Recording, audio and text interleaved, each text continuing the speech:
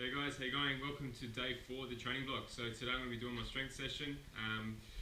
Like I said in my last post, I'm going to try and limit the talking about physiology, what's going on behind my session. I'll touch on a little bit why I'm doing it and what's happening, but I'm going to try and get the content based just on the actual exercise selection and the whole session itself. So the video will just be trying to aim towards the whole session, and I'll just do a little bit of talking.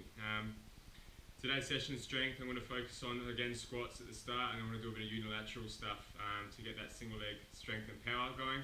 And again, at the start, I'm going to do my plyometrics to get that central nervous system going. So, hope you enjoy the video, guys. Check it out. If you've got any questions, email me, and I'll get back to you as soon as I can. Cheers, guys. Alright, guys, so I've just done my foam rolling. What I'm going to do now is some hip mobility. I wanted to touch on this content called reciprocal inhibition. What that is when you've got a muscle on one side of the joint that's really tight, the opposing on the other side of that joint, for example, say we're talking about the hip that's really tight, on the other side of the hip is the glute. Okay, so when my hip flex is really tight, it's going to inhibit the effect or the efficiency of the gluteus maximus to work. So what we want to do, we want to reduce that reciprocal inhibition, so we're going to loosen off those hip flexors so we can efficiently use our gluteus maximus during the session. So obviously I'm doing squats, I'm going to be doing a lot of power strength stuff. I want to get the most recruitment out of my glutes I can, so I'm going to reduce that reciprocal inhibition by opening up the hips. So I want to do a couple of drills, so check them out.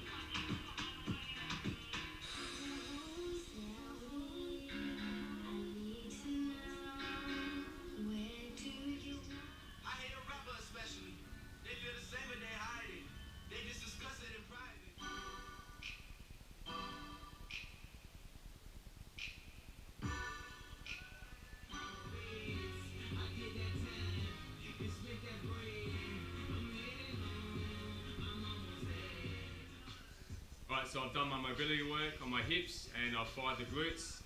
The exercise I did for the glutes was the monster walks to get the glute meats firing and glute max, and as well as the hip thrust using the band. And also I had a band around my knees.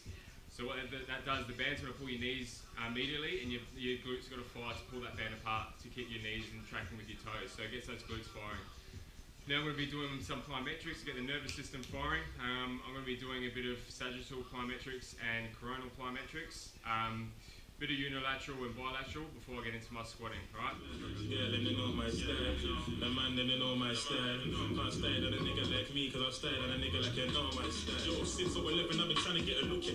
Now I shut down every time I get a booking. Girl, you want to re-up every time she get the drooking. But she know my style. I turned on the gas with a knuckle plate. I sit back and laugh cause these niggas trading. Mentally none of this shit is fake. Mentally none of this shit is fake. I came out of the trenches, I really made it. I came out the gutter, I really made it. I stack up the butter, I gotta say it. Stack up the shutter, you gotta say it. Shoot out the car and no lovey-dovey. These bitches, they looking for hubby-hubby. I'm looking for paper and innocent. Alright, so I'm ready to get into my squatting, just done my plyometrics. Did 2 exercises, I kept the volume pretty low. I did 3 to 4 reps of both exercises. First one's normal box jump, try to keep that eccentric and centric and that mortalization phase quite limited to use that stretch reflex. And the second one I did was an exercise I like to do, is transitioning from that frontal plane to that sagittal plane, so you can translate to athletic sort of performance stuff. All done now, so I'm going to continue my warm-up, working up to my 2 RM of squatting, and I'm going to be doing 4 sets, so enjoy.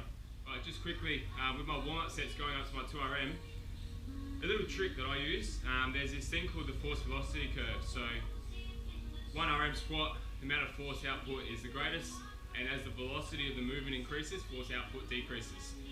So you want to work along that force velocity curve to improve power output. Now what happens is, so my warm up at the moment, I'm going to be working up to my 2 RM. So I'm going to, as I go, the force output is going to go greater, because I'm moving towards that force part of the equation. Now, even though I've got lighter weight, I could just move through the range of motion, or I could target all the parts of the force velocity curve. So at the start, I can do a bit of speed strength, and then towards the middle of my warm up, I can do a bit of power, and then at the end, I'm doing 2 RM, which is complete force, absolute force, and max strength. So use your warm-up to work along that full force velocity curve, such as speed, strength, power, strength, speed, and strength. Okay, so include that in your warm-up to get the bang for your session. All right, cheers.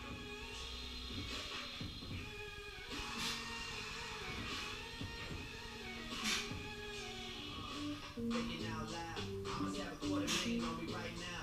Hard to make a song or something other than the money.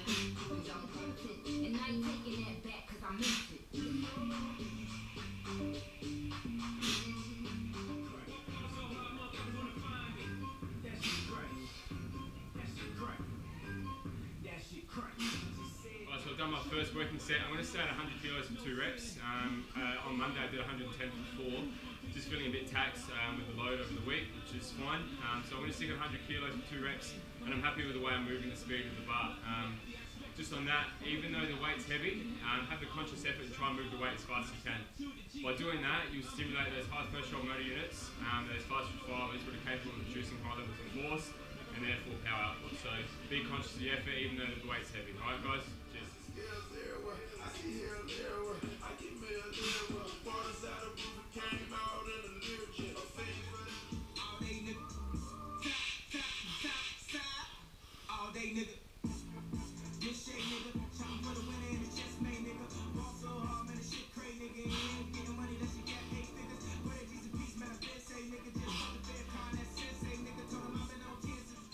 Alright, so I've just done my Bulgarian split squats, which is my auxiliary work towards my squats to facilitate the main lift today, which is my barbell back squat. Just with the technique with the Bulgarian split squats, try and keep your ribs down. Okay, a lot of people try and flare their ribs and they're like this. What happens there, you lose trunk stability, okay? And what happens, I've spoken about in a previous post, when you haven't got trunk stability, okay, with the barbell on my back, when I'm applying force into the ground, which is when I'm pushing into the ground to get back up, I get a ground reaction force that travels back onto the bar to move the weight. Now, if I lose trunk stability, some of that force is going to dissipate and the force I'm able to apply on the barbell isn't going to be as great and it's going to be harder. So try and keep that midline and that trunk stable by keeping those ribs down and apply that force efficiently onto the bar. I'm going to do some kettlebell work and some GHD work to finish off with the glutes, and then I'll be done. So.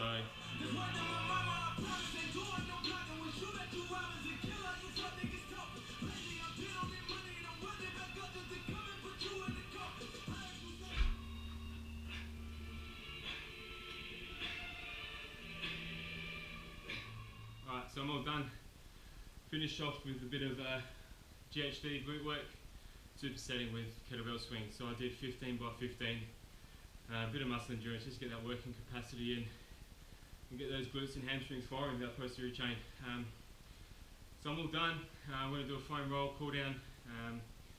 Hope you enjoyed today's session. Again, if you have any questions, email me. I'll get back to you as soon as I can. This will be the last video for the week. So I'll be doing another one until the Monday next week, which will more than likely be probably maybe conditioning, depending on how I'm feeling and what happens with training. But yeah, hope you enjoyed today. I'm feeling really good. And yeah, any questions, email me and I'll get back to you as soon as I can. Cheers guys, take care, have a good weekend.